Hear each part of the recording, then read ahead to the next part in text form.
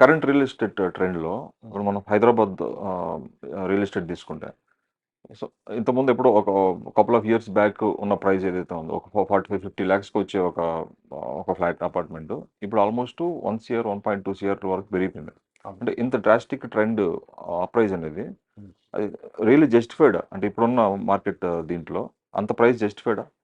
Not just Hyderabad, any metro cities. Okay. Across country. I personally believe real estate is at its peak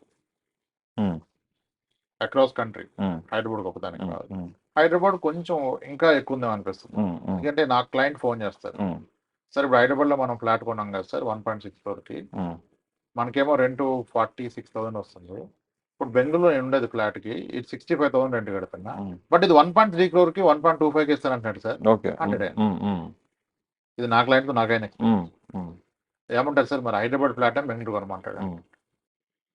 so rental deal పరంగా చూస్తే yes your right, Bengaluru నువ్వు బెంగళూరులో ఉంటానంటే ఇంకా నాకు better ఉంది అంటాడు.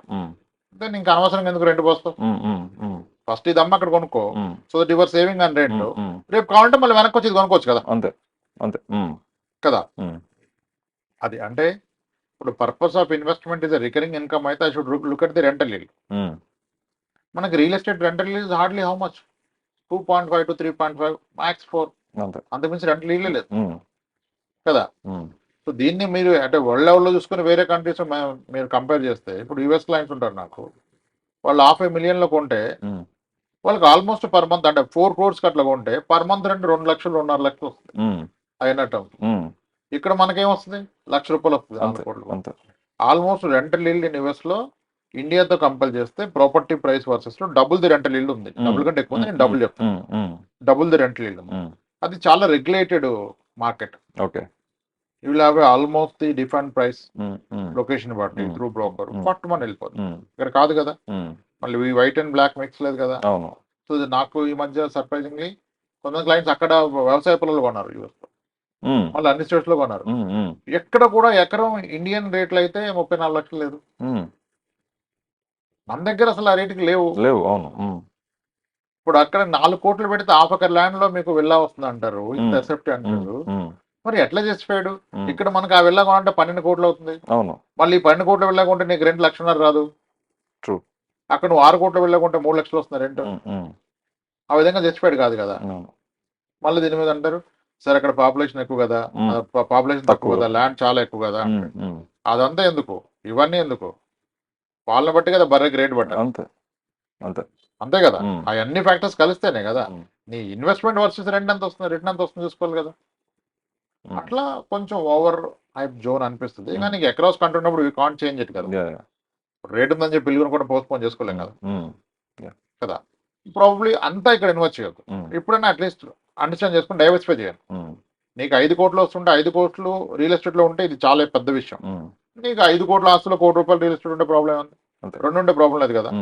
మొత్తం రియల్ ఎస్టేట్ పెడితే రియల్ ఎస్టేట్ ఇది అంటే హై ప్రైస్ జోన్ లో ఉంది. మేబీ సస్టైన్ అవుద్దంటే అవ్వచ్చేమో, పెరగడం ఆగిపోవచ్చు. అన్ని చోట్ల ఉంటాయి రియల్ ఎస్టేట్ సైకిల్స్ కూడా. రియల్ ఎస్టేట్ కూడా తగ్గుద్ది పెరుగుద్ది, కొన్ని రోజులు తాగినట్టు అవుతుంది. కానీ జనాలు స్టాక్ మార్కెటే పడుద్ది అంటారు. మ్యూచువల్ ఫండ్స్ లో పడితే ఏంటంటే, మ్యూచువల్ ఫండ్ లో పడితే 1 crore పెడితే 70 lakhs అవుతుంది. రియల్ ఎస్టేట్ లో పడితే 0 అయిపోతుంది. బయర్ ఉంటుంది కదా. అంతే. పడితే ఏం చేస్తారు, మొత్తం మ్యూచువల్ ఫండ్ పెట్టుకోండి అంటే మ్యూచువల్ ఫండ్ పడితే రియల్ ఎస్టేట్ డాన్స్ చేస్తుందా, పోయినట్టు కనపడదు కానీ but it is of no use. అంతే అంతే కదా. ఇప్పుడు లే ఆఫ్లు రేపు స్టార్ట్ అయిపోయి ఒక్కొక్క ఐటీ కంపెనీ ఒక 50,000 మందిని లేపేస్తే ఎల్లుండి ఏమైంది అనుకుంటాడు రియల్ ఎస్టేట్ కొండవు. బట్ నా మ్యూచువల్ ఫండ్ 30 పడ్డ 70 రూపీస్ వస్తాయి. అంతే. రియల్ ఎస్టేట్ పడదా అంటే మ్యూచువల్ ఫండ్ పడ్డప్పుడు రియల్ ఎస్టేట్ ఏం డాన్స్ చేయదు, అది 0 అయిపోతుంది. బయర్ ఉన్నాడు కదా. కానీ మనం సీఎంలు మారిన దాకా వెయిట్ చేస్తాం కదా రియల్ ఎస్టేట్ అప్పుడు. మ్యూచువల్ ఫండ్ వెయిట్ చేయం, అక్కడే problem. So maybe real estate is high price లో ఉందని అనుకోవచ్చు. బట్ మీ కన్జంప్షన్ కావాలని తీసుకోండి. రేపు పెరగదని ఏం కాదు, మీ కన్జంప్షన్ అయితే తీసుకోండి. As an investment you should think twice.